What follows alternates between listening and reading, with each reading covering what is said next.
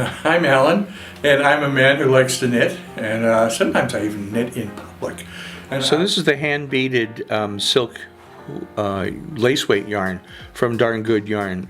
I really like this for first the feel and also for the beads. The beads are placed in, they're hand beaded, and when you work with it and you knit or you crochet, you're going to create a pattern. You're also going to create a pattern with the colors because the colors are so much fun. Bright, vibrant, kind of neat, and the result is going to look really nice. The beads catch light. So whatever it is you're making, like for instance if you're making a shawl or a scarf, as you move around, the light's going to catch the beads and they're going to sparkle a little bit. It's going to look really nice. Plus the fact that the colors are going to change as you knit, and you're going to create stripes or patterns for some of them. This was going to be really crazy, but it's going to be fun.